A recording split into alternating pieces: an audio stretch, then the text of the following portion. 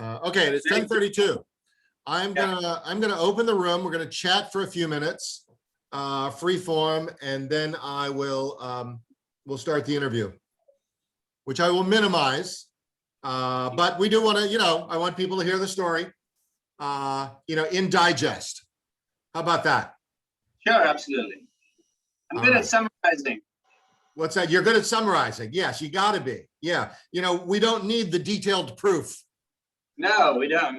Yes. When it comes to showing your work, save it for the Actually, dishes. For additional details and ideas, follow me. Yeah, there we go. There we go. That's one way to drive traffic. Okay. All right. I'm ready. I'm going to admit all. I'm ready as I'll be. Okay.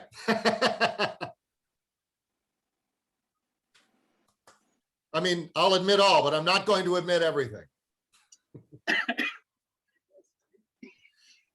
Good morning, everyone. Good morning, good morning, good morning. If you'd like, we're going to chat for a couple of minutes. If you'd like to chat along with us, I encourage you to unmute yourself, and then we'll remute ourselves for the program proper. But let's see. Hello, Dorian. Hello, Libby. Hello, Kazar. Kazar's during our May 15th morning call with the Karachi Kitchen, Flavors of Pakistan. Yvonne, hello. Terry, hello. Columbus, Ohio. Good to see you. Max. Hari's on twice. Yes, yeah, well, there are two cameras. Yes. Faye, there's Faye. So anyway, more are joining us every moment. How is everyone? How is everyone? We're good. English. How are you doing? We Americans are forever challenged by English. It's not our native tongue. Whatever. Well, as Henry Higgins maintains, why in America they haven't spoken it for years.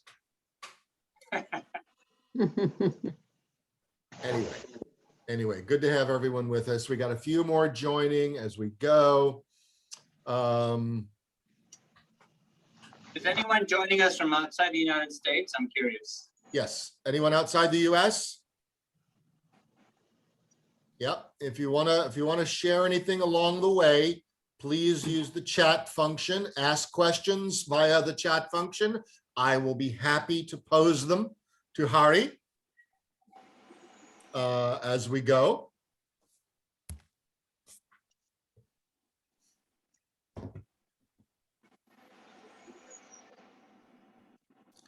It's a beautiful morning here in Los Angeles.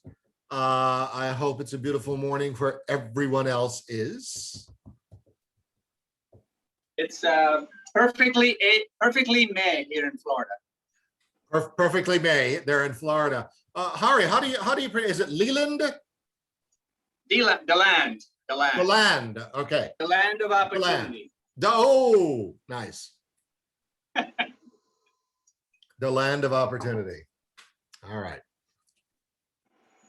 Lovely afternoon in Columbus, I'm being told. That I believe. I passed 8 happy years there, and it is a very special place. So I take it Ohio, not Georgia. Yeah. Georgia. Yes, Ohio. No, Ohio. Yes, Ohio. Yeah, it's always a thing. The AP style guide, Associated Press, requires Ohio when following Columbus because it is an indistinct place name because there are so many states with Columbuses in them. So anyway, yes. So it will always, for that reason, it will likely always be Columbus, Ohio. Yeah. All right. We got still more joining us, but we are going to start the program proper. Just got to watch that admit box. So good morning, everyone, and welcome to the Center for Culinary Culture's morning call. My name is Philip Dobard. I'm president of the center. With us somewhere on this call, I think, is Tracy Mitchell, our vice president and director. Anyway, we've been doing this program now for a couple of months, and it's one of the ways we tell the story of food and drink one taste at a time. those of you who know us, we have some veterans here. We have some newcomers. Know that we do what we do through exhibits, which we can't do because of COVID. A lot of in-person culinary and food and drink programming, which you can't do because of COVID, and a range of media. So if you go to our YouTube channel, Eats Drinks TV, you'll see all that we're doing in the way of food and drink media.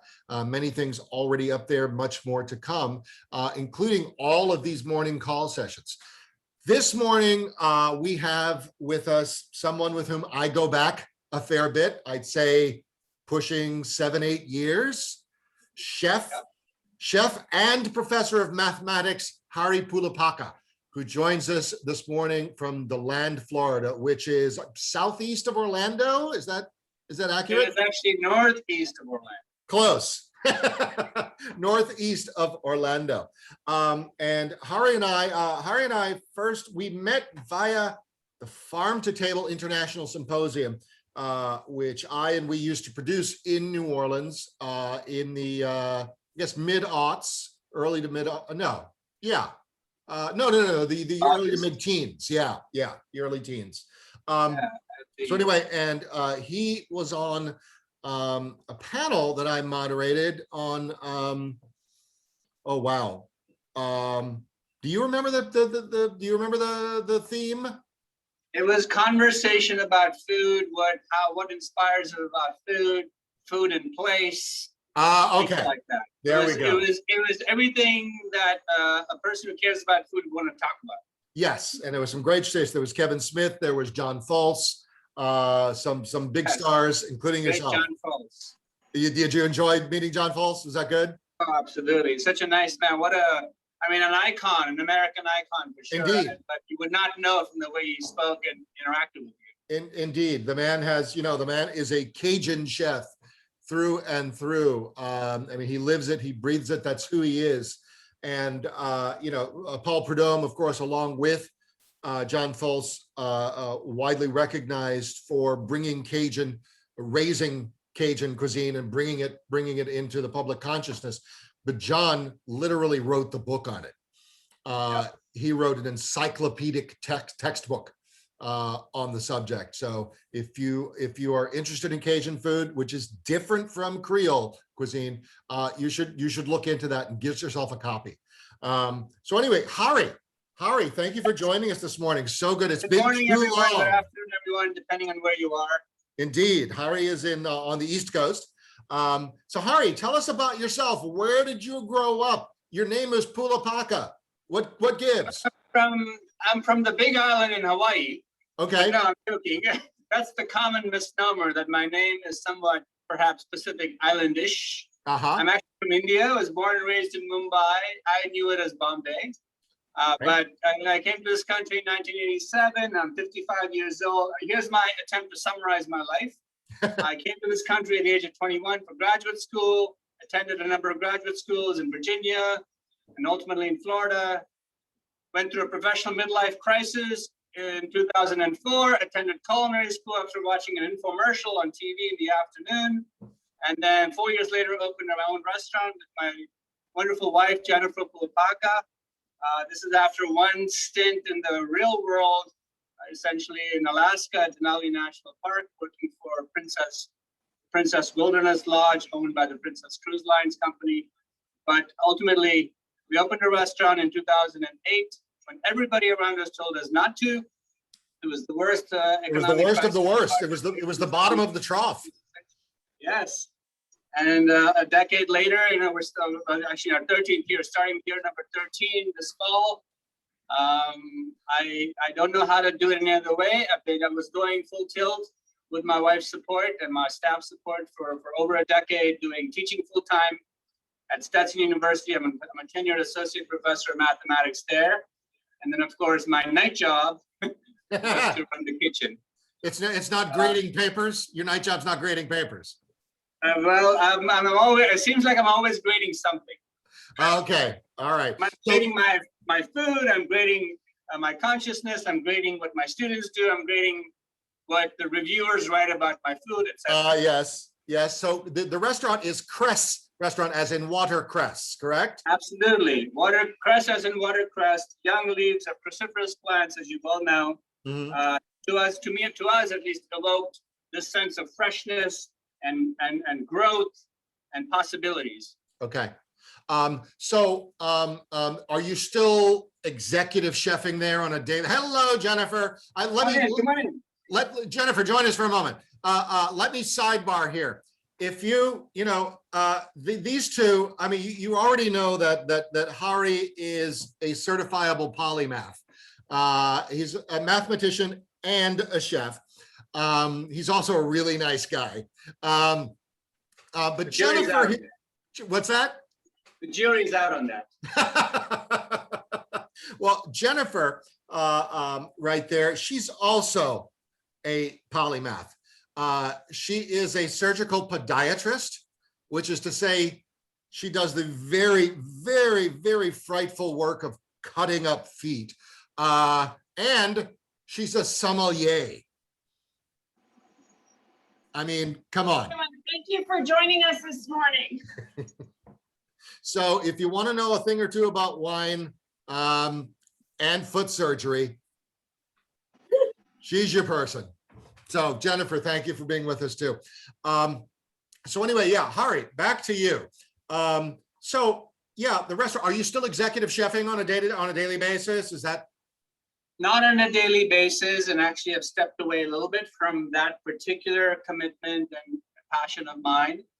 As you know, I've written a book in the meantime last year, and that's sort of why we're here in some ways. But I'm trying to find the path for this company that I founded a few years ago called the Global Cooking School. And maybe ultimately it'll become a physical cooking school, but in the interim, it's the idea that I can try to learn and teach with food. Okay. That's what I do, and it's the only identity I really have is that of being a teacher. Right. My mother was a teacher in India. She's 90 years old in India. So I can't help myself but always try to expound on something way more than it needs to be expounded on. You're an overachiever and a glutton for punishment.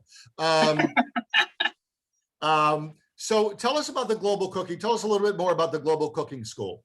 Sure. So the premise of the cooking school is to essentially provide services and consulting and action, essentially, as it relates to what I believe is an important aspect of our profession, and that's to make food sustainable, accessible, nutritious, delicious, and all of those things for as many people on this planet as possible. So, I'm one person in one little town, but if I can do my part, channeling those values, I will have done my job. So the school is founded on that premise and those values. And my goal is to write, to teach, to cook, to create, to consult, et cetera, et cetera. Okay. So the school, let's talk before times. Before times, was it virtual? Is that the concept? Sure. As of now, everything I do is, of course, asynchronous. Sometimes it's synchronous, but it's virtual. Mm-hmm. The school was founded in the year 2017. And at the time, I was still a full-time executive chef and basically line cook at Crest Restaurant, sometimes dishwasher as well. So at the time, I had created this concept to having already imagined my life after Crest. So it's something that I sort of planted, knowing that what I was doing at the pace I was doing could not be sustained.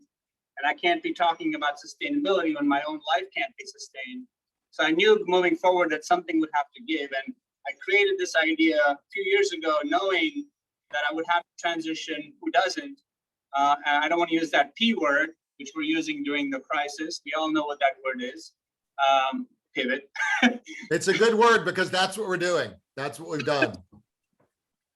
But I just tried to think ahead a little bit, and I'm not much of a planner, frankly, but in this case I planned because I knew that I can't be cooking for 200 people or 100 people a night, cooking everything from scratch, plating everything from scratch for the rest of my life. So and then teaching math the next day. And do math the next day. So I wanted to put in place something that would give me a chance to express myself and essentially do what I've done for so long with some purpose and some formality and some passion, of course, but also with some ability to sustain itself. So the global Okay. cooking, global refers to my outlook on life. Cooking is, of course, the activity, and I think of myself as a cook before I ever think of myself as a chef. I cook, I don't chef, I cook. And then school is education, and that's I just try to tie those three things together. The global perspective, the act of cooking, and education and learning. Right. So it's very much the concept is, think globally, act locally, because Absolutely. I may have given her a talk or two of that exact title. Cooking is a very, very high touch, very personal, very micro activity. Absolutely. But your aesthetic, your ethos is, do it with a global outlook, but render it a highly personal experience. Absolutely. I believe they're all pipes. We're all connected in some way. Some are direct connections, some are indirect connections. And so the actions and what we do on one side of the world eventually has an effect in some tangible way halfway across the world. I mean, I know that because I came here from halfway across the world. So I truly believe in that way of living. And I'm just trying to express that. Sure. It's in a manner of speaking, it's the butterfly effect. That's it. Yeah. That's it. So the land is by the way, a certified monarch butterfly town in the state of Florida. Probably the first one to be certified, a monarch butterfly certified city. Okay. Just FYI about butterflies. No, that's great. That's great. I love butterflies. Books, Dreaming in Spice. That's a series, correct? Yeah, this is the latest one, Dreaming in Spice, a Sinfully Vegetarian Odyssey. Obviously, it's entirely vegetarian. The Odyssey refers to my journey. The initial version of Dreaming in Spice came in 2015 when I was attempting to write a book that kind of would express how I cooked and what I thought about food. So it was sort of a memoir advocacy cookbook of sorts in 2015, and that was just called Dreaming in Spice. And when I thought about writing my next plan, Sinfully Vegetarian was just me trying to educate people. So, vegetarian food, I'm not a vegetarian, I'm a mindful eater, I'd like to think. But I was a vegetarian, so I have 21 years of vegetarianism in my life, the first 21 years of my life before I came to this country. But so when I decided to write my next book, it made all the sense to kind of focus my creativity or my ability to think about food in that direction. So the Vegetarian Odyssey is just that. It's 250 plus recipes, all vegetarian, some are vegan, most are vegan, some are not. And they're meant to reflect my appreciation for the cultures and the cuisines of the world that have given us so much. And so I've kind of tried to highlight all sorts of things in that book. And, I have my preferences in terms of what I like to eat myself, but I believe that when we're able to look outside a little bit, it's not hard to find inspiration for food, and food that's usually pretty great. So that's what I've tried to do in this book, is to help people, or try to help people think about vegetarian food outside the confines of the boundaries, right? We have boundaries. Everything has boundaries. So I'm trying to expand those boundaries to include more than traditional stuff. It obviously is not all encompassing. It's not the entire world by any means, any stretch of the imagination, but it's certainly globally inspired. And so that's what I've tried to do. So it's a series in the sense that the title is common. There's a fairly prolific use of spices, and the dream there refers to, I'm a Piscean, so I'm Pisces. I tend to dream a lot. I joke about this often. When I'm traveling on a plane, I'm perfectly happy looking at the back of somebody's head, and I'm not really looking at their head at all. I could spend an hour or two just dreaming, literally sitting in place. Okay. In the cabin, just daydreaming. All right, but you're a Pisces, and that sounds fishy to me. So, so that's the other thing that I eat these days is fresh fish. Okay, well, you're in a good place good part of the world for that. I am. Both saltwater and freshwater. Yes, where you are, you're right in the middle there. And sustainable seafood is a different topic and a different show, but I'm happy to talk about that someday. Very good. Very good. We can make that happen. But before we move on, do you have another book in the works? I do, and actually we have 1 or 2 books, possibly, maybe 3 in the works. Okay. The most immediate possibility is going to be a joint book that Dr. Pulapaka and I will write, hopefully. We're working on the deal, if you will. So medical Dr. Pulapaka and philosophy Dr. Pulapaka. Something like that. Okay. Professor Pulapaka. Okay. So if things fall in place, the conversations are fast and furious, as they say. But if things fall in place, we're hoping to co-author a book, and beyond the book, cooking demos, media, other sorts of media plugins that tie in with the book itself. But it has to do with basically a plant-based cookbook for cardiac recovery patients. Okay. There's a strong health component. There's a wellness component. There's a lifestyle medicine component, which Jennifer's an expert on. And there's the chef component. So we're hoping to do this. We have a publisher who has expressed a serious interest in it. So that's the most immediate book that probably will happen. I also have a serious interest in a book that will showcase upcycling possibilities for professional kitchens, as well as culinary schools, as well as the home cook, to take ingredients that they would traditionally be reserved to either a stock or compost, but bring them up in stature in the kitchen and create something that's edible, to upcycle ingredients, essentially eliminate food waste as much as possible. Sure. It's actually not the greatest challenge. It's just a matter of putting your mind to it. It is. There's some dedication involved. There's a commitment involved. Yeah. There's actually very little, when it comes to the kitchen, there's actually very little real waste. Absolutely. And it all pipes. I mean, when the ingredients are not the best, and that could be tied into the way they're raised or produced or distributed, then there's the possibility that someone's not inspired by everything that the ingredient gives you. But when the ingredients are from a good place, then everything that ingredient offers is valuable. Indeed.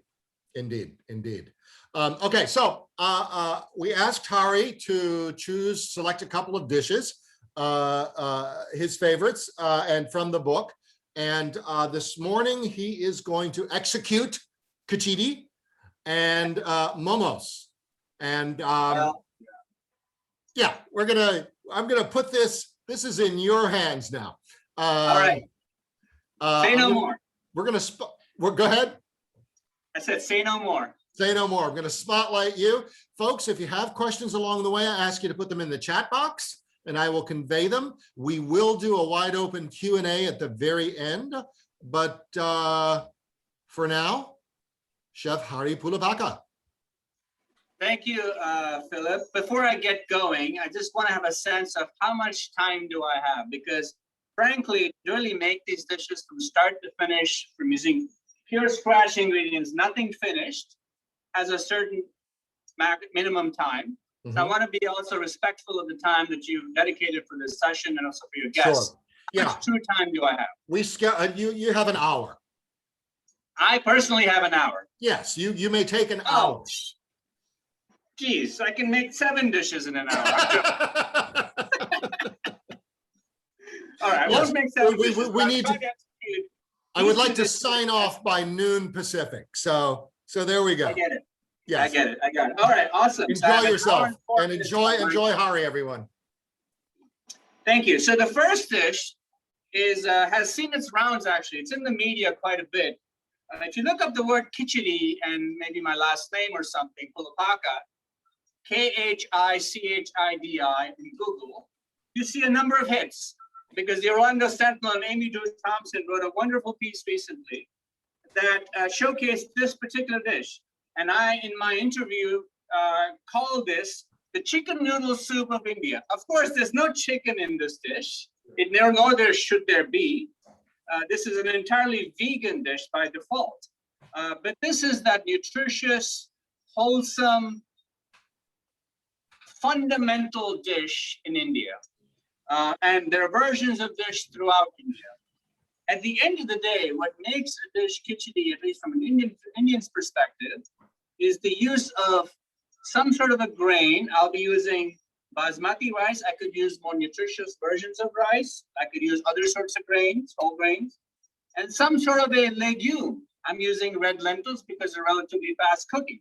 But any combination of a legume and a grain with aromatics and seasonings and spices could be construed as a kichidi. It's fun to say kichidi. It's like chickadee, but not really. It's kichidi, right? So I'll just show you the steps. If I counted these ingredients that make up kichidi, I have about 24 ingredients. That's a little intimidating for most people. That's like a lot, right? I happen to have maybe 200 ingredients in my pantry. I picked 24. But the point is, you can have 5 ingredients that make a kichidi. You can have 50 ingredients that make a kichidi. Ultimately, you want to cook things in a way that it's almost like it's a one-pot dish for sure, right? It's a mishmash. It's whatever you've got. That's the idea. And the reason I call this the chicken noodle soup of India is because it's comforting. And if you look up some of the history of kichidi and the traditional usage of kichidi, it's not uncommon for young children in India to be fed kichidi when they're very young. It's one of the first solid foods that they're given actually in life. So it speaks a little bit to the nutritional value, the digestibility, the accessibility, and the comfort level. So this pan's been on for a little while. It's fairly warm. I just want to take it out. A neutral oil. I have a combination of grapeseed oil and extra virgin olive oil. So the first step is the aromatic component. I just want to take it off so it doesn't smoke too much. Mustard seeds, cumin seeds, whole peppercorns, and split yellow peas, tur dal, right? So that's the first step. Now the mustard seeds are going to pop. So I don't want to do that just yet. Cumin seeds and whole peppercorns. This is unique. It's very typical in India to use whole peppercorn. And these are Malabar peppercorns that Jennifer got for us at the house. They're amazing. They're wonderful. The origin of the black peppercorn, right?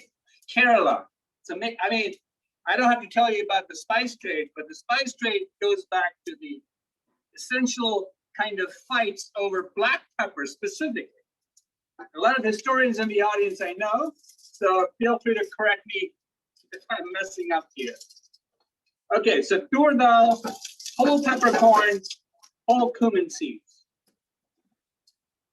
Now for the pop culture, whole mustard seeds. These are gonna pop. And if it feels like it's a little dry, a touch more neutral oil just to get it going. You don't need a lot, frankly. I don't have a lot in here. So this is the very typical of Indian cuisine. It's when you start with some full spices to kind of excite the oil and infuse the oil. Okay, so now for the aromatics, typical aromatics, onions, carrots. These are a combination heirloom carrots, any vegetables you want. Celery. Celery is not particularly popularly used in India, but I go, why not? Celery. I have it. Why not?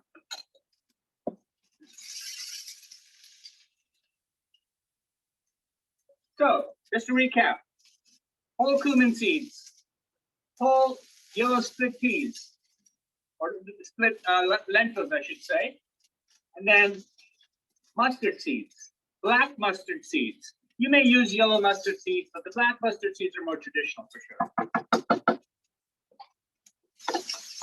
Classic. I mean, this is, I cannot tell you how many Indian dishes start this way, right? The popping of whole things and then the adding of aromatics.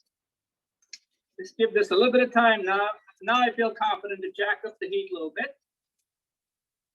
As that's happening, let me talk a little bit about the other ingredients, right? I want this to maybe cook for a minute or so. I'm trying to do this real time for you, obviously. I know I've been given an hour, but I'm always when I do cooking demos, I'm in a sense of urgency. I feel like I need to get it done quickly. So I don't want it to be too relaxed. I do want to. That's because people are hungry. People are hungry. They want to eat. They want to eat, right? I mean, somebody's sitting there going, the wine's gone. What are we going to do now? We got to eat. Where's the food? So, I mean, can you see the colors already? Amazing. Speaking of amazing, aren't these induction burners amazing?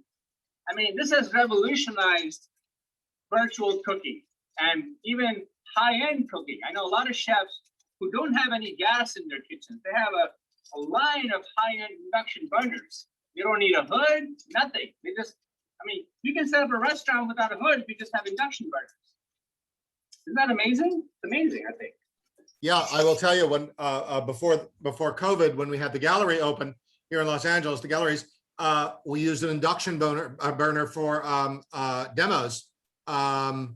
Easily done. Didn't require, you know, all of the you know, all of the kitchen plumbing, if you will. Yep. Question about, you said a lot of Indian dishes begin just this way. Would you say that it is akin to a roux or the Holy Trinity in Creole and Cajun cuisines, in that it is the base of so very many dishes? It is. It's funny you say that, because when we were talking about John Colsey, I was thinking to myself, when he said he wrote this tome essentially on Creole Cajun cuisine, I was saying to myself, for example, roux 10 ways. Right? I mean, Yeah, it's the foundation. exactly. The Trinity and the roux, I mean, it's foundational. Yeah. Perhaps there's an analogy here with Indian cooking. The tikka masalas aside, which we know is not Indian, the butter chicken aside, which is sort of, I think, uninspired. I'm going to get a lot of hate mail about this, I know.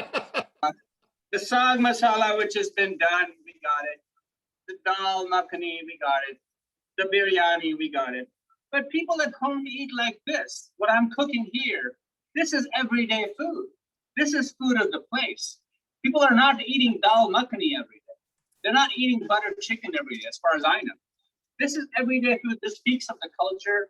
This speaks of the connection of the people and the place and the land with the food. So this to me is far more exciting than making rich traditional dishes that are restaurant friendly. I have the good fortune of being a native of New Orleans, and, you know, coming from a deep, rich culinary culture where people very much live to eat. At the same time, it is a very touristy place, and people you know, visit for a few days or a week, and they leave with the idea that everyone eats like a tourist, which is to say, you know, etouffees and that sort of stuff every day. No. Most New Orleanians eat like Americans most of the time, but there are also home cooked dishes that you just don't see in restaurants, that are home cooked Creole dishes that don't appeal to a tourist palate. I have not seen a Kichidi in an Indian restaurant's menu. I'm just saying it right now.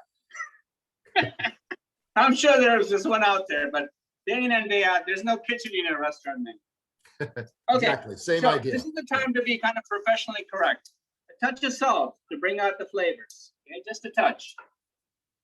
We can keep adding more. You don't have to add it all at once. This kind of dehydrates the ingredients, brings out the flavor, layers the flavors, and well, creates the layers of flavor that make for a more full-bodied dish and a more rounded experience in the mouth, if you will. Okay. So I'm going to go a little faster now, if that's okay. Are there any questions before I do that? I'm going to go in cooking mode in just a moment. I'm going to start going. Does anyone have any questions? Everyone, do not hesitate to put your questions in the chat. All right. So now let's bloom some spices. Asafoetida, A-S-A-F-O-E-T-I-D-A, Asafoetida. It's quintessentially South Indian. Hing is the common name. Middle Indian as well, H-I-N-G. Hing is the Hindi word for asafoetida. It's a root. It's very pungent. It's very aromatic. A little bit goes a long way. But if you give the dish a chance to cook, then that intensity kind of mellows out, but the richness still stays. So this is about a teaspoon of asafoetida. If this was not a stewed dish, this would be too much. I can smell it, and there's no way around it. You can smell asafoetida, and there's a joke about that word. I'm not going to say it. It smells amazing. Now for some of the traditional kind of aromatics. Garlic, fresh ginger, probably my favorite ingredient in the world. Big Magazine asked me this about 7 years ago. What's your favorite ingredient in the world? Without hesitation, I said fresh ginger. They were probably expecting me to say bacon or something like that, but I said fresh ginger. How boring, right? You had me at bacon. I know. I have a lot of people at bacon, but I came from a place of ginger and what takes me back and my food comfort and my food memories. And fresh ginger ranks up there. There's nothing else that ranks. Sure. I know I reuse the word roux in the Holy Trinity, but it's also akin to a sofrito, which is the same idea. Same idea, but you know, it's a sofrito and it's a, yeah, I mean, the whole spices are what take this to India, right? Sure. Or other countries that use spices. The whole spices are the difference. I mean, who's using Asafoetida day in and day out in cooking? Indians do. South Indians do even more than any other Indians do. It's what my family is from South India traditionally. So growing up, the smell of mustard seeds and curry leaves and Asafoetida hitting hot oil is something I had every single day of my life. So that's what I gravitate to. That's what brings me a lot of comfort. Yeah, my mother put a roux, a Creole roux at the base of almost every dish. And it's like waking up to my father's cigarette. It's the same, the same sense memory, but different. The same but different. Indeed.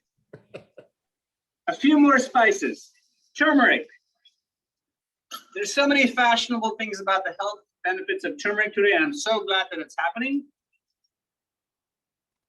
When we got cut at home, when I had wounds and the doctor was unavailable, you know what we did? What my parents did or my brother did?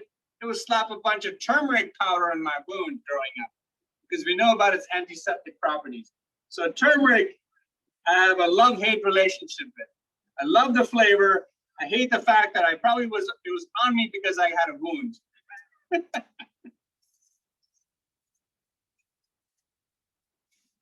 Okay, turmeric. Now, here's where this is uncommon. Some kind of a whole red chili. Now, I could put this whole, I see a lot of chefs do this in demos, and I go, that's not going to do anything. You got to break it up. Okay, break it up. Now you got some spice. Now you got some depth of flavor. Break up the chili de arbol. The chili de arbol, it could have been any chili. It could be a Kashmiri chili. Having said that, I want you to know, and you have to trust me on this, this dish is not screaming spicy. It's not, because I'm going to be adding starches and legumes in a moment, and it's going to mellow everything out. So whole chilies, pieced up and cut up. This is an unusual and yet common ingredient in India. Dried fenugreek leaves. Fenugreek is an earthy, umami-laden herb and spice. So this, I guess, would be the herb because the leaves, they're dried. I would recommend not using the seed, which is really strong. So a lot of North Indian curries, whether it be chicken tikka masala or butter chicken or kormas, sags, and all those sorts of things, will often have fenugreek leaves. So to me, this is a combination of North Indian flavors, West Indian flavors, East Indian flavors, and South Indian flavors. It's no wonder it's sort of this comfort food that's fundamentally Indian. It speaks to everybody in India, Kichidi. There's something that they can relate with. Hari, we have a question about ginger. Someone, Yvonne states, I've been seeing recipes that call for ginger paste and garlic paste instead of minced ginger and garlic. Yes. Can you define paste and its application? Sure. The paste is the shortcut. The paste is the shortcut because when you cook these flavors every day, it's kind of tedious to go into a big piece of fresh ginger, take some whole cloves of garlic, start peeling them, and by the time you've done a paste of ginger and garlic, it takes 10, 15 minutes. So it's a matter of convenience. So that ginger garlic paste that's available in the product stage is perfectly fine. It works really well. I certainly encourage it, having it in your pantry. But day in and day out, Indians don't typically use a pre-made ginger garlic paste. They're taking whole ginger, they're taking whole garlic, using a mortar and pestle, and they're making a paste. Thank you. I hope that answered the question. I believe it did. Yes, thank you. So finally, fresh coriander powder. I want to point something out. I have whole cumin seeds and fresh coriander powder. Cumin and coriander kind of go together, but there's no cumin powder in here. Cumino. So it's very common in Latin cuisine, I know. Specifically, well, there's very common in Mexican cuisine, I know. But coriander powder, the seed of the cilantro plant, dried and ground up. I'm going to need this for the next dish. I'm going to keep it right there. The aromatic stage is done. Now for the grains. Basmati rice, about a cup. Red lentils, because they're fast cooking, about a cup. This is where French cuisine or Italian cuisine or European cuisine might go, or even probably Cajun cuisine, Creole cuisine might go. Let's put a roux, let's put some wine, let's do one of those things. And Indians obviously don't typically cook, except for maybe Goa, they don't typically cook with wine. And Goa, of course, being a former Portuguese colony, it makes sense that they would cook with wine. They also consume beef in Goa. Yes, they consume some products made with lots of fermented fruit, fenny, toddy, basically moonshine. Also, Goa happens to be a place where some world-class whiskey is made. Oh wow, I did not know that. The Paul John Distillery, yes. Oh wow, who knew? Who knew? I sneaked in some whole Kashmiri red chili powder. It's not overly spicy, but it's got some great fruitiness. You see how dry this is, right? Super dry. It's time to cook the ingredients. It's time to cook the grains and the starch. So water, I'm gonna jack this up a little bit. Plain water.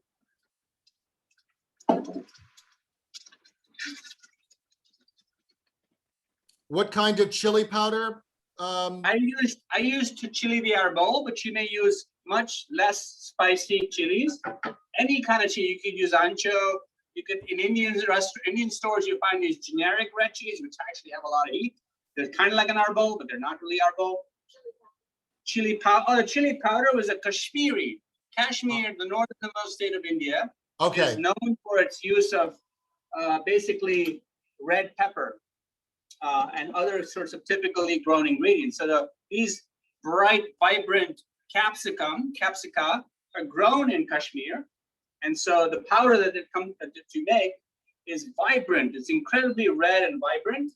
And it infuses a lot of great color and vibrancy to a dish without giving necessarily a punch in the face.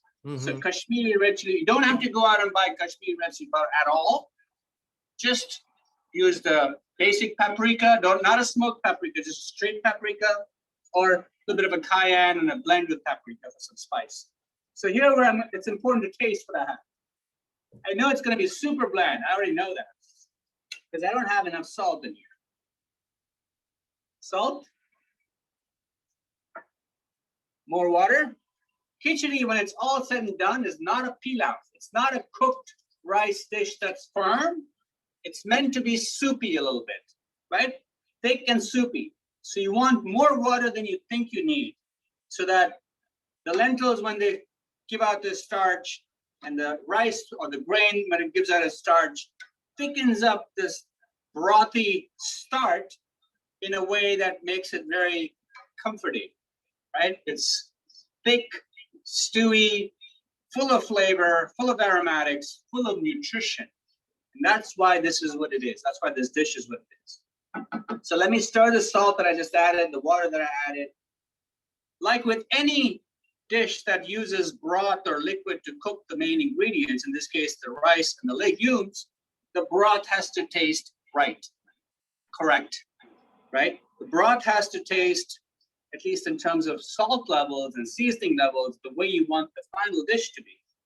So let me taste the broth. Super important. You can't put a lid on it and walk away until you know that broth is where it needs to be. The salt is great. I'm just going to sneak a little bit more because I'm a chef. That gives me the opportunity to plug a future program. Mark Bitterman, self-styled sommelier Mark Bitterman, who won the James Beard Award for his first book on salt. Hari, by the way, you've been nominated several times, yes? Yeah, I've been in the short list a few times, but I think 4 if I'm not mistaken. That's a good record, I'd say. It's an awesome route. I mean, I'm so honored. I was honored every time. I was completely blown away the first time, and then I just kept doing what I was doing, and I was fortunate and very grateful to be recognized. But as you all know, these recognitions and awards it's sometimes a function of where you're plugged in. Some PR. I was fairly shameless about my PR. I always promoted myself. I still do, as you can see. And so that doesn't mean that I'm making the best food around. It just means that I'm bringing attention to things that matter. But there are other people who do that as well. So I want to recognize that. Absolutely. Absolutely. Yeah. So Mark will be with us May 22nd in a program titled Speaking of Salt in the Kitchen with sommelier Mark Bitterman. Okay. I'm going to put this on pause in the following way. I'm going to add some whole edamame, more protein, more pureness, and whole fava beans, because I was at this Middle Eastern market the other day, and I found these in the frozen section, albeit, but I took them. I go, why not? Why not? Right? So you could add green peas. You could add, I would never think to add an animal protein in a kitchen. It just doesn't make sense to me. Then having said that, certainly you could do it. You could pull some rotisserie chicken in here, you can put some shrimp in here towards the end of the cooking process, things like that. But really, it's just not traditional. Kichidi should be vegan, no butter, no dairy, no animal protein, nothing. You don't need it. There's so much protein in this dish between the lentils, the edamame, the fava beans, etc., etc. You just don't need it. And if you start with brown rice, even more so. Bulgur, even more so. Okay. So I'm going to taste this. More salt, because I know the rice is pretty bland. And that's it. I'm going to put a lid on this and take it away so that I can start the Momo process. I'm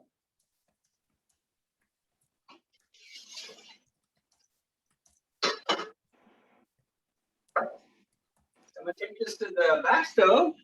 The production stove, as it's called. Put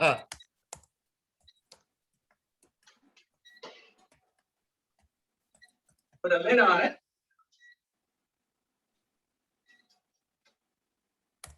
This dish is cooked when the rice is cooked. It's that simple. We have a question about lentils. If you were using regular lentils, would you cook them separately? If I was using regular lentils, I'm sorry, I missed the last part of the question. Well, would you cook them separately before adding them to the dish? So that's the beauty of Kichidi. There's no such thing as it being overcooked, right? So we're not trying to create a pilaf. If you were trying to create a pilaf style dish, you want things to be cooked to just the correct doneness. But remember what I said, this dish is served to infants as their first solid food. So it needs to be kind of in a puree stage a little bit. It needs to be mushy, but not soupy. There are a lot of vegetables that provide texture. The whole spices provide texture. But at the end of the day, I would put it's a one-pot dish. If your lentils are bigger and thicker, because the rice doesn't take long to cook, you want to time it differently. I wouldn't cook it separately. I would time it differently. I would add the lentils early in the process. And then if you really want to keep the rice, the integrity of the rice, you would add the rice towards halfway, towards the end of the cooking process. So you can control doneness with timing, in my opinion. And biryani, which I spoke about earlier, Indian quintessential North Indian compound rice dish, is prepared just that way. It's a Mhm. one-pot dish, but there's a huge range of cooking times involved in all those ingredients. So that's where the expertise and the skill of the cook comes into play, when to add ingredients so that when the last ingredient cooks, the first ingredient that went in is perfectly cooked, right? That's an ambitious goal. It's really challenging to accomplish well. And so you Sure. can have overcooked things all day long. Arroz con pollo is another example. Arroz con pollo. You know, people do one-pot cooking, but it's challenging to get paella, classic example. Everything comes together at the same time. So, but in the case of Kichidi, we're trying to make it everything be kind of well-cooked, Mhm. soft cooked. Right. So I would everything is- recommend, essentially everything is steaming simultaneously. correct. So with your permission, I'm gonna bring another pan so I can start the next. Please, you have our permission.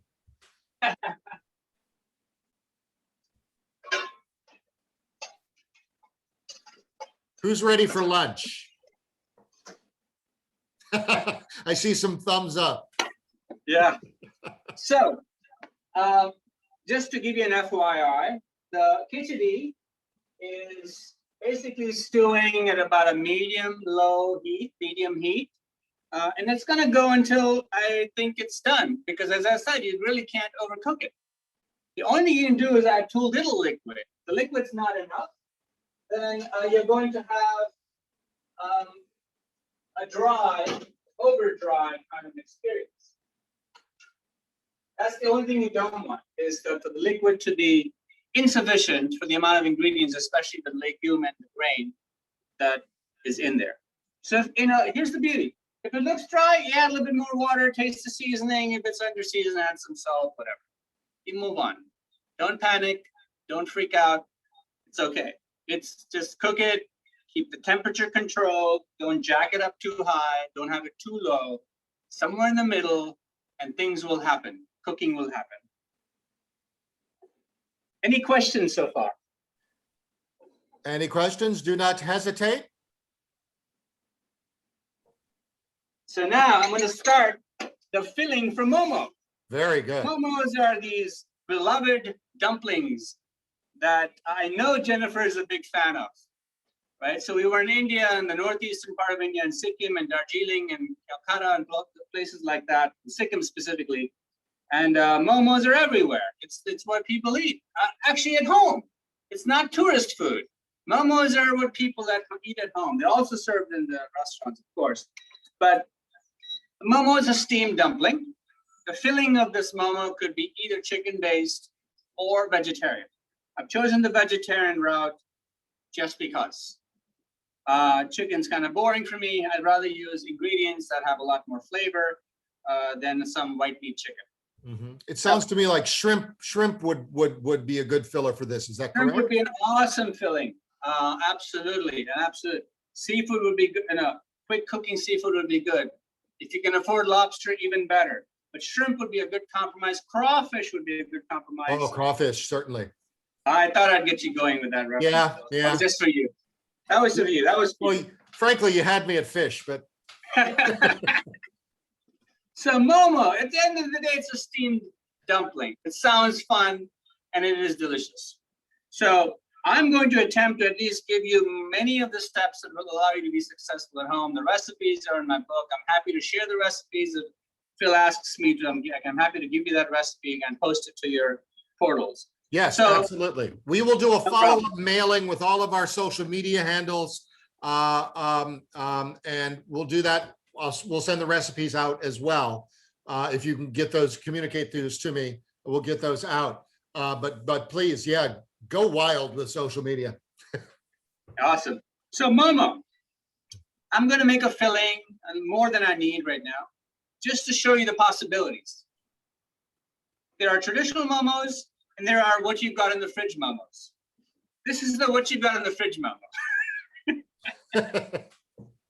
Okay, why not, right? Why not? So, and this apple that's been staring me every time I open the fridge. This apple's been staring me in the face. Harry, for this the is past the 2 basis. weeks. The basis This of every apple just won't go. It's always there. the basis of every classic stew. What's in the fridge? What's going to go bad? Right. What do I need to salvage? That's it. That's it. So this is what I've got in my fridge, Momo. You start in a very similar way, but the use of harsh spices is much less. It's more of an aromatic, fragrant filling. You'll see how in just a moment. Some kind of a neutral oil. The steps are a little bit different. Fresh ginger. Why? Because it's Hari's favorite ingredient. Don't ask why, ask why not. So fresh ginger, fresh garlic. You notice the difference in the order of ingredients. I start with the aromatics that are going to perfume the oil. In the previous dish, I used spices to create that effect. Now I'm using the aromatics to create that effect. Okay, this is the ginger garlic paste that somebody asked about. It's not a paste, but they're minced equal amounts of ginger and garlic, a tablespoon of each, right? So this has the exact same effect as a ginger garlic paste. Equal amounts of fresh ginger and fresh garlic minced up. You don't have to mix it together. Keep it separate and put it in the hot warm oil. Now, cabbage.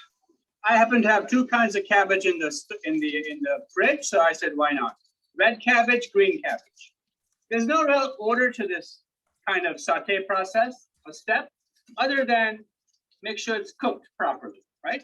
So I'm gonna jack the heat up just a bit more. Ginger garlic, two kinds of cabbage. Napa cabbage could be fine, but I just use the generic green cabbage and red cabbage because I found them in the store. A little bit of salt, not a lot. You'll see why. Not a lot of salt for a reason. I'm going to give you the surprise element in just a moment. Some of you may already guess based on what you see next to me. Now for that damn apple. Here's the apple, just minced up, generic, golden, delicious apple. It could have been any apple. A Granny Smith would be great. I mean, this smells alpine to me right now, except for the ginger, right? Garlic, cabbage, apple. Could we not be in Bavaria? I'm right there with you. I'm thinking of a bratwurst filled Momo. Voila, why not? Some onion. I actually sliced the onion thinly. And again, I don't want to caramelize the onion too much. I just want it to get soft and translucent and hold its integrity where it's not overly caramelized and sweet per se, but it's got some pungency left in it. Oh my gosh, so this dish already smells entirely different from that first dish. This is clearly not Kichidi, I can tell you that. You could start Kichidi this way, for sure, because I said you could start Kichidi any way you want. But this would be a different kind of Kichidi. I don't know too many households who are doing this for Kichidi, that have apple and cabbage as a starting point. But as we say, why not? Why not? Kichidi could be anything. Jennifer, do you smell this? Jennifer's like, I smell it. So I'm making the filling. I want to give this enough time to cool down. And as I do that, I want to keep an eye on the Kichidi back here and make sure that it's actually cooking. There's still got liquid that is left in there. Back up the heat a bit.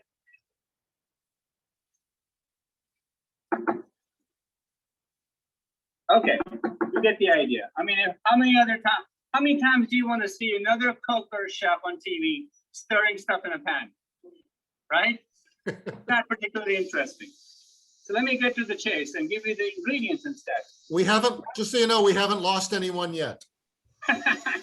Radish, because I have it. Carrot, because I have it. And finally, now for the spice. A whole serrano pepper. because I want it. I may have gone shopping specifically for it. So you can see this is laden in aromatic vegetables. This is laden in aromatic vegetables, right? It's herbaceous, it's vegetal, it's pure, it's scratch cooking, it's clean. And that's the essence of a momo. The filling should be clean. The end result should be clean. The use of spices should be very minimal at best. It's all about the aromatics and the fresh ingredients that go in.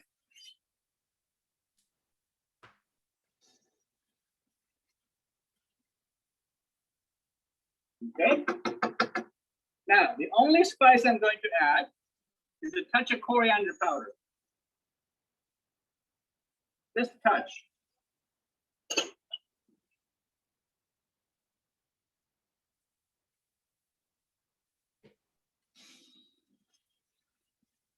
By the way, tools are important. This is my favorite tool in the house. This little red spatula. I live and die. If I don't find it, I get kind of anxious. Like I don't know how to cook. That's your security spatula. This is my security spatula. It's all of $2, but I need this always in my life when I'm cooking, right? Do you take it to the restaurant? I don't take it to the restaurant because they're gonna lose it or they're gonna steal it. Question. Different kind of stress.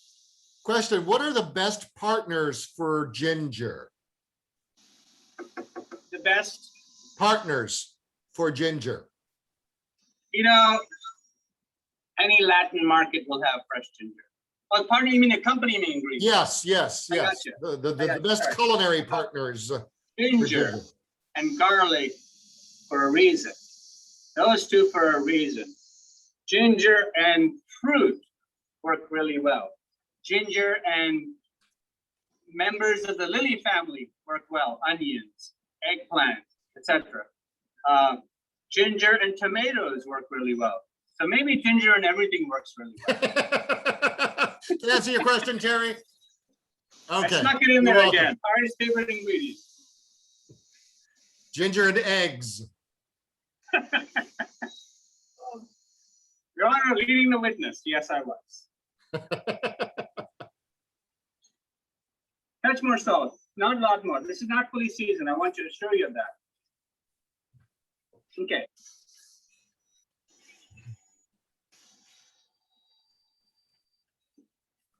All right. Here's the reason why not too much salt. Soy sauce. Low sodium soy sauce. The umami is unmistakable in a good momo. You need the umami, whether it's through mushrooms or soy or ginger, or in my case, except for the mushrooms, all of the above.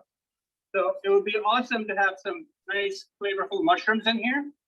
I just didn't have it in my fridge and I didn't want to go buy any because I wanted to kind of utilize what I had. But this is kind of a dry hash, as you can see, right? It's not overly wet. You don't want it overly wet because it's a filling of a dumpling. You don't want it too wet. You want it dry. You do want things to be a little bit soft, but not. The Serrano is trying to talk. Oh yeah, the Serrano. Excuse me. The Serrano has no filter. Serrano has no filter. But you know, a famous chef from New Orleans used to say on TV, "We're really cooking here," right? You know which one. Indeed. Was that Paul Prudhomme? That's it. Very good. And also Emerald. Yeah, and Emerald Lagasse, of course. Lagasse from Fall River, Massachusetts, who made New Orleans his home and still He made does. New Orleans his home. That's right. Damn his way into the food industry. And he retained his thick accent, and it's not a New Orleans accent. Right. And of course, Paul Prudhomme came What a from great humanitarian. He's done so much good for his community. Oh, absolutely. The Emerald Lagasse Foundation raises so much money and supports such great causes. And of course, Paul Prudhomme moved to New Orleans from Acadiana, and again, brought his Cajun culinary culture along with him. Before the early to mid 1980s, Cajun food, I mean, it was known in New Orleans, but it wasn't a thing.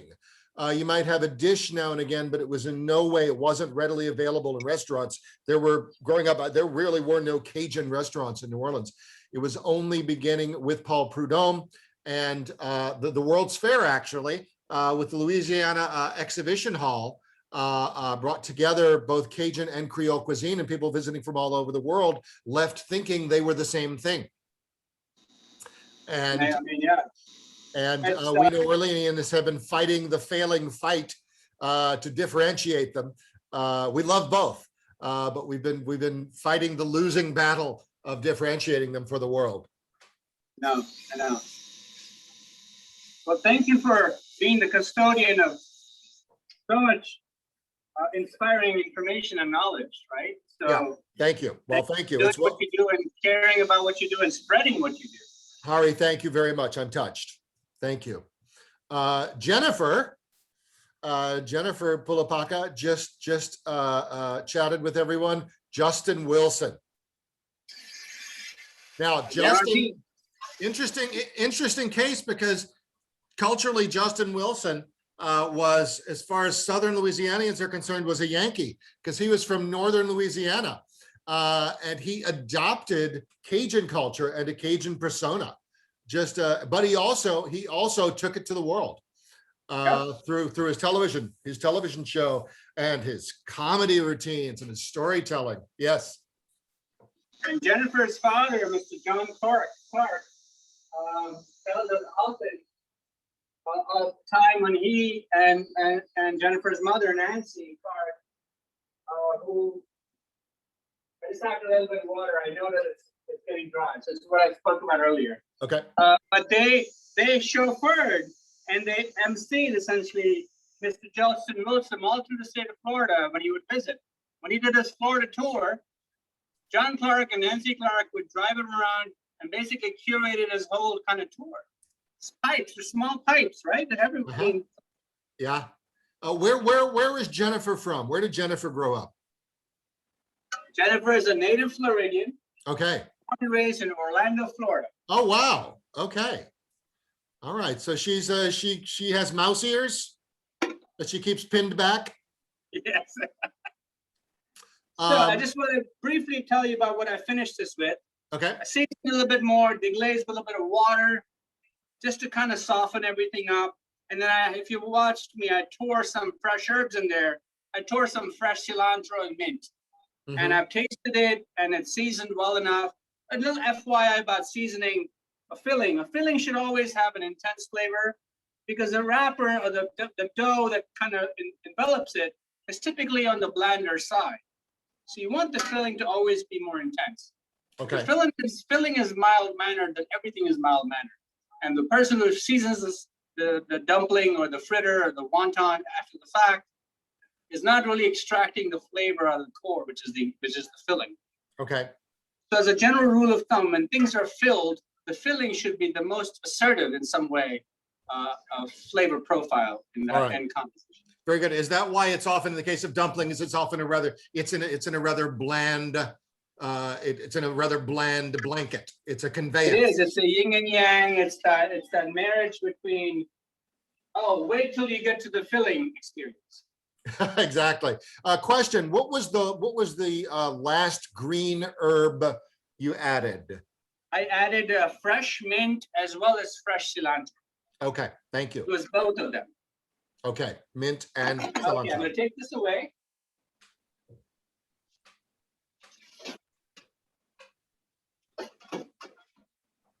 All right, so now I'm going to attempt to kind of at least demo as much as I can. I have about 20 minutes left. I'm going to go fairly fast, maybe 15 minutes left. I'm just going to roll out some dough, and I think the filling will cool enough that I can probably make 1 or 2 momos for you all and talk about how you finish it. Okay, we're not probably going to be able to do it in real time. It's so challenging to do that. All right, so here's the deal. The dough is extremely simple. All-purpose flour and water and a touch of salt. About 2 cups, what I have here is about 2 cups of all-purpose flour, about 3/4 of a cup of plain water, room temperature, and just a pinch of salt.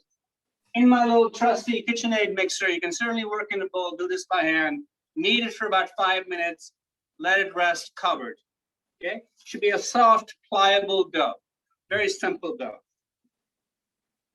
Flour the bench. You can make the momos as small or as large as you want. I would recommend medium. So make a little ball. Press it down, that's important. You can try to use a tortilla press, but there's a lot of gluten in the AP flour. It's gonna fight. The reason you can get away with tortilla presses for corn tortillas because corn has no gluten, so it kind of stretches out naturally. But when you have flour in a dough, tortilla presses don't really work that well, unless it's like a 48-hour resting time and it's kind of completely relaxed. This is not. This is only about an hour and a half of resting time. Okay, so just simple rolling of the dough. This is kind of like a chapati. It's kind of like a roti. Another thing I did my entire life growing up is help my mom make chapatis and rotis when all my friends were playing cricket and football and other sorts of things like field hockey and things like that. I'm not complaining, even though it sounds like I am. But it's something. I am, but I'm not, but I am. And but I hope you can see how easily this rolls out. And don't hesitate to kind of, like, this is enough, actually. This is big enough. I would say maybe a 4-inch diameter, roughly speaking. Don't sit there with a ruler and try to measure it. Be fairly loose with it. Okay, close enough. It's not a perfect circle. What I would not do is to punch it out, because that's what a culinary school might tell you, is to punch it out and make a circle and have all that waste. Don't do that. Let this be regular. It's all good. If anything, dust off the excess flour. Let me show you the Momo filling. Here's how it would work.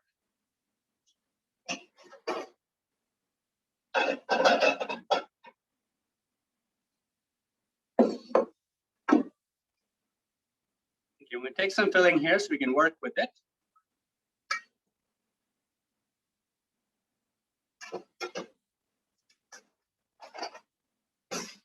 All right. So, in the center, how much? About a teaspoon worth, maybe 2 teaspoons worth. You want to leave about an inch width on the outside. Now, I'm not from Sikkim. I'm not from Darjeeling. So the first one may look a little weak, but I'm going to do my best. That's okay. I think I'll be okay. So here's the deal.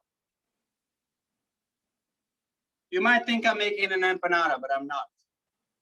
Right? So in the palm, your less dominant hand palm, you want to use your dominant hand, whether it be right or the left, for the formation. So 2 fingers, a thumb and the other fingers. In this case, my middle finger. You're giving us the middle finger, Hari. Thank you very much. I'm giving the Momo the middle finger. Come on, Momo. Don't fail me. All right, so here we go. Roll and tuck, roll and tuck, roll and tuck. Something like that. Let's do one more. You mean one mo? One more. When are we going to go on tour, Philip? I just gotta, once things open back up in the after times. Yeah. You got it. You can provide the comedic and production relief. You got it. You got it.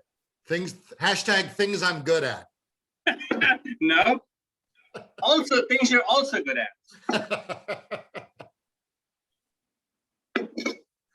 I am flattered. No. So I'm gonna roll it out a little bit. This is a smaller piece that I took because I kind of adjusted based on how doughy that one is. It has to be less doughy. That's the beauty. This is an exercise for people you love and cherish, your friends, your family, children, adults, whatever. This is a group activity, making gnocchi, making ravioli, making momos. I mean, it's about doing this together, making spring rolls, making summer rolls, making sushi. I mean, po' boys, for that matter. Sure. I mean, I just feel like, eating food, of course, brings people together. I think cooking food also brings people together. Growing food is more challenging. Not everyone can grow food. I know that for a fact. So I go nowhere near trying to grow food. But I'm happy to reap the benefits of those who can. The misnomer that people have is that, restaurants, this, you can expect, if you worked in a restaurant, you already know, that it's all fun and games. Oh, it must be so much fun. It's all good. You have great ingredients and you can create and you can show off and all that. Yes, but most of the time you're hanging on for dear life. Indeed. The restaurant hospitality is a very close to the margin proposition. Yes. But even the activity every day of just kind of getting the job done. It's performance. It's performance, and it's all a la minute. And if it doesn't go off with a hitch, and it doesn't always go off without a hitch, there's high drama. That's right. On both sides. Dramas and misdemeanors. On both sides of the kitchen wall. And if it's an open kitchen, God help you. Question about your rolling pin. Yes. Talk to us about that. Jennifer's mother gave this to me as a gift, Mrs. Nancy Clark. She realized that, I think she's great. I mean, she recognized that even though I'm not particularly stylish, I appreciate style.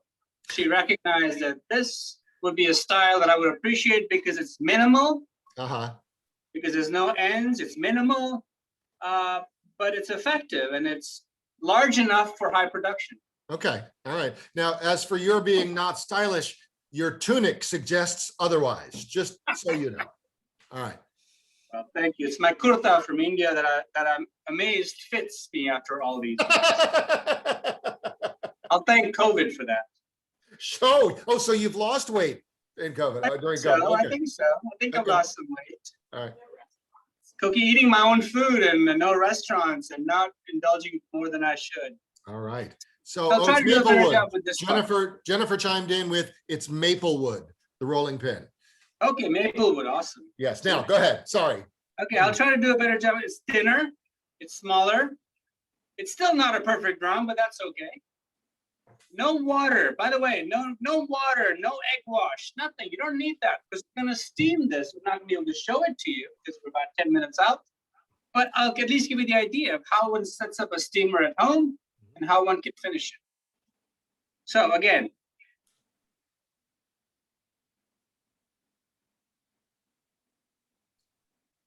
hey, Chef Ming Sai, you watching this?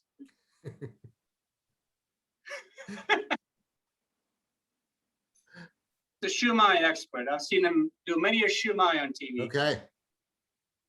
One more. You get the idea, right? Harry, I think you're getting the hang of it. I'm getting the hang of it, yes. I agree. So I'm going to stop with the Momo making experiment. Okay. Instead, talk more about how one finishes this, right? So because that's important. So what I have is I'm going to show you what I've set up. Anyone can do this at home, pretty much. You don't need a steamer per se. If you have a bamboo steamer, awesome. You've got the perfect tool for the job. But let's say you don't have a bamboo steamer. I have a pot with water underneath and a strainer. My strainer happens to fit the pot perfectly. So there is that minor requirement. You can use a colander instead, a colander that doesn't sink to the bottom, that catches the edge a little bit. Simple strainer that Jennifer got me You want to spray this with something nonstick if you're unsure. Insert top. Any device So that any here. device that will allow the steam to envelop the food without drowning. That is absolutely correct. The strainer should not be in contact with the water. You should have at least 1.5 inches of a gap. So essentially, as you pointed out, you're steaming and not boiling or even slightly making wet. Yeah, there should be no contact, just the steam. Yeah. Correct. Question about whether you're going to discuss the chili sauce that often accompanies momos. Yes. Okay. Let's do this. So the chili sauce that often accompanies a good momo would look something like this.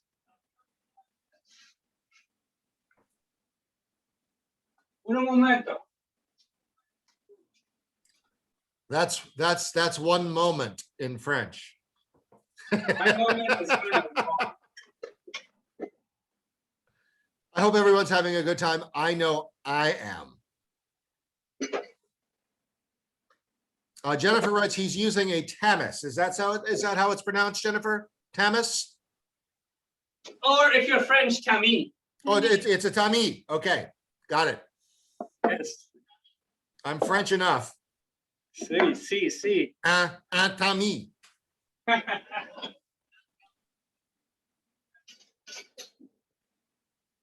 Isn't this wonderful? We get to see Harry go all over his kitchen, fetching tools and ingredients. Look at that. So there we go. You want a dipping sauce? Here's a dipping sauce. Yes.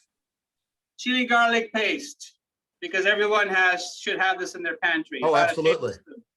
When we open one, we buy another. That's right. Chili garlic sauce, it's called. The same low sodium soy that I had before. And you use low sodium because it gives you more control, yes? Absolutely. Great observation. Thank you for clarifying. Absolutely. That's the reason. A bit of mustard. You can use hot Chinese mustard. I happen to have a coarse Dijon instead. Mustard is mustard is mustard. Now for some je ne sais quoi. Gochujang, because I have it. So, are they doing this in Gangtok, Sikkim? No. Are they doing this in Beijing? No. Are they doing this in Rangoon? No. But why not? Are they doing it in DeLand? And today they are. I just found this. An organic, gluten-free, vegan Worcestershire sauce. Okay, so no anchovies. No anchovies. So why not? Not knowing what it's like, I'm gonna add a little bit. You can always add more. And then Marie Sharp's, I'm not promoting Marie Sharp's, but pure mango habanero pepper sauce. Why not? I'm in. Not that hot, Jennifer said, so we need more. On the list. You get the idea, right? Oh, yeah. There's your chili garlic dipping sauce. Done. I'm gonna taste it. Not bad, but it needs a little bit of sweetness. Okay. You may add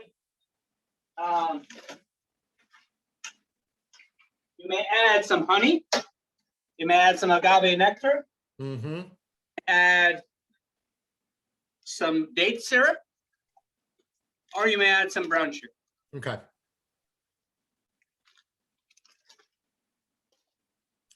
Yes, someone is suggesting, quote, detox sauce habanero hellfire would be a nice fit. Sounds like I'm sold. So there you go. We're not going to have time to steam the momos. Mm-hmm. But you got the idea, hopefully, how one makes a filling, what the composition of the dough is, how one forms it, how one can set up a steamer at home very easily, and then a basic dipping sauce that can go not just with momos, but can be on a banh mi. This can be in noodles. This can be with spring rolls. This can be with anything. Scrambled eggs. Scrambled eggs, absolutely. In Sikkim, it was more brothy because it was more soy-based and liquid-based. But be almost like a soup. Because you're absolutely right. So you may, in fact, this was one of the dishes I had in mind when we were going to go to the beard house last year, is I had a tukka, which is a brothy-based Sikkimese soup with momos. So momos in a tukpa. And so you can have a brothy, not a thick sauce like that, but a brothy sauce that you can dump the momos in, and that's a totally different experience for sure. Okay. How long to steam? How long do the momos take to steam? You know how they say in cooking, as long as it takes to get them done. But okay. But I would say momos that I made, it's going to take, once the steamer is going and it's a rolling boil and there's a lot of steam happening, 15 minutes at most. Okay. All right. And then there are two ways to consume that. You can eat the momos just purely steamed and that's it. Or you can do what you could do with kind of pot stickers. Get a pan going, light oil, kind of brown the steamed momos, sear them. Caramelization and some crunch. Yeah. And you can finish it that way as well. Okay. Other uses for the Momo filling, other applications for the Momo filling. Oh boy. So you can make cabbage rolls with it. You can use spring rolls with it. You can make fried, obviously, egg rolls with it. You can use it as the base for a nice seafood dish because you got the filling, right? It's a nice little hash, a nice little cabbage hash. So you can put a nice piece of roasted fish on top if that's your thing. Oh, wow. Yeah, sure. How long this is my question, the Kichidi, I see you're removing the lid. Plate the Kichidi for you. How long might that take once it's on the stovetop? Basmati rice takes about 8 minutes. Red lentils takes about 8 minutes. And so between the two, once you've got it going and there's enough moisture in there, in 15 minutes, you're done. Okay, very good. And then you can keep it going. You can keep it going. That's absolutely right. In fact, I'm going to stop this, but I just want to see very briefly where we are. And yeah, this is actually really good. Super good. I'm going to plate this for you. Okay, very good. Proof that we got it done in real time. Very good. If everyone will send me in the chat box their fax numbers, Hari and Jennifer will fax a serving. Yes. Each of us. Oh, yes. Someone named Jennifer. I wrote tacos. Momo tacos. I don't want to brag, but this Kichidi is on point in terms of consistency and all that kind of stuff. It's just right where it needs to be. So you notice what I'm doing? I'm kind of smashing it up just a little bit so that it doesn't feel rice dish. It looks gloriously mushy. It looks wonderfully mushy. It is. It is. I'm not. I mean, this is true. Plated for that. Oh, that's beautiful. I'm gonna plate it for you really quickly. Okay. So that you can appreciate. All right, folks, we're about to go live with our Q&A. I want to encourage anyone who would like to ask a question. 3D printer food. I love that idea, Yvonne. We need culinary 3D printers. We just, type in the recipe, and I think they did that on Star Trek: The Next Generation, effectively. Yes. I think that's when that was introduced. Yes. Yeah, so I encourage you to unmute yourself and get ready for the live Q&A. While Hari is plating that, again, a little bit of housekeeping. Up next, we're not on next Saturday. We're off next Saturday, but the Saturday following, the 15th, Chef Kausar Ahmed, who's with us this morning, as it happens, will be doing a program with selections from her book, The Karachi Kitchen, Flavors of Pakistan. And on May 22nd, Mark Bitterman, sommelier, Mark Bitterman, owner of The Meadow, which is a purveyor of fine salts and certain other items. He'll be doing a program titled Speaking of Salt in the Kitchen with sommelier Mark Bitterman, about how the choice of one, speaking of salt, the choice of one salt or another can transform a simple side salad. or take a classic cocktail to a different level, open up other dimensions. It'll be a wonderful program, I'm sure, both of those. Just find us online, go to our Facebook page, Center for Culinary Culture, and go to the events tab, and you'll see everything that we're doing, everything that we've done going back years. And please register, and we'll look forward to seeing you. Also visit our YouTube channel, Eats Drinks TV, and see all that we're doing in the way of media, and eventually all of these episodes of, all of these sessions of Morning Call become episodes on the YouTube channel. Hari. Almost there. So here we go, right? Lime or lemon. By the way, we use the rest of this in breakfast every day. Jennifer cooks this down in her oatmeal. So don't throw it away, cook it down in your oatmeal. Yep. It's an inspiration from Persia. Okay. Cooking down citrus into your dish. Fresh cilantro, it could be mint, it could be something else. Basically stick to those two for the most part. Mm-hmm. And then this is done. You know how they do on TV where they taste it to make sure it is done, but I hope you can see that. Oh yeah, Jennifer says this is the proper way to do it. Closer? Closer.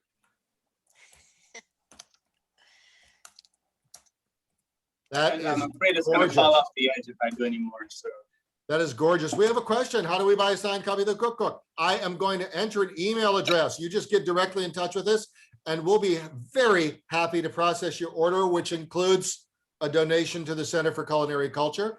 And Hari will mail, will personally inscribe and ship that book to you direct from DeLand, Florida.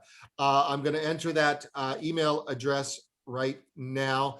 If you want to ask a live question, please unmute yourself and go. Question.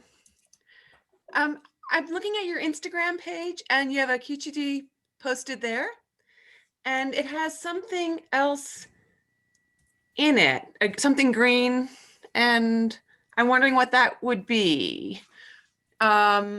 Which might not be fair to sort of like send you to your Instagram. It's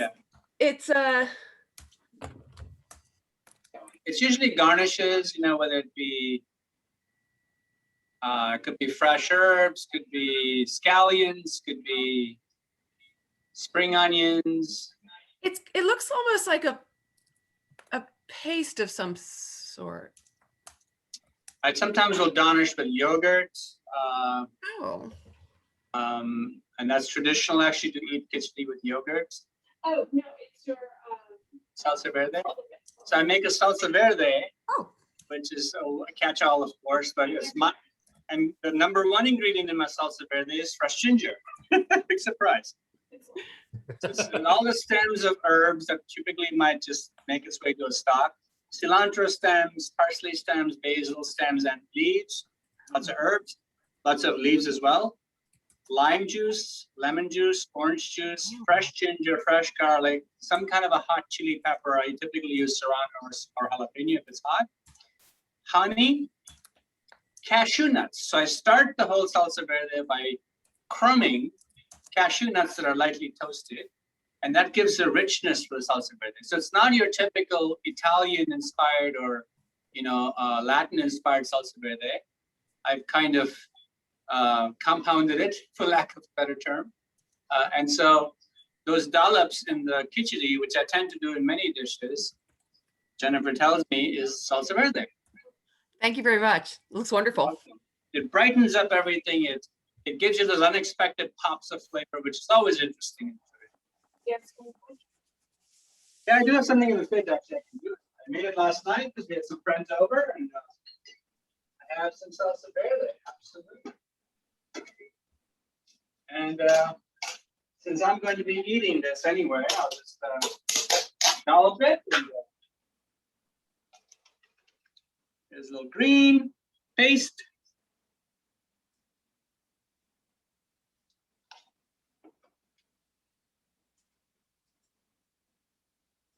Kichidi with salsa verde, just like that. That's glorious. That's glorious. So Carol writes, I've seen Momos online with the top knot sealed closed? Does it matter whether or not it's closed? It matters in the sense that when you close it, you're, first of all, by closing it, you create that little doughy top. I don't think it makes any difference in terms of flavor. It makes difference in terms of function. So if it's not closed on top, maybe when you eat it, it might kind of pop open a little bit, right? So if it's not closed on top, it's exposed, and so it's not really a seal. So I suspect it could kind of burst open when you eat it. So that's, again, in terms of function, it's more of a functional thing, I would say. In terms of flavor, I think the filling is filling by leaving it open, unless you're poaching it, which you can't when it's exposed. Unless you're smoking it. And if you're smoking it, if you expose it, then the smoke permeates into the Momo filling. So it creates a more in-depthy flavor. But if you seal it, the smoke is not really going to make its way to the filling. So I'm just thinking aloud on my feet as you're asking me that question, but I can't imagine it making a big difference otherwise. All right. Other questions? Other live Q&A or chat box? Either way, anyone else? Anyone else? All right.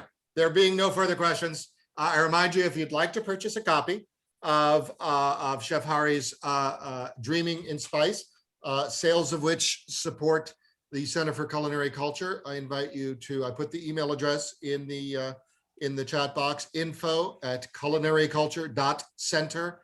That's info@culinaryculture.center. And we will be very happy to take care of you. Faye, thank you. Thank you. You're most welcome, and thank you.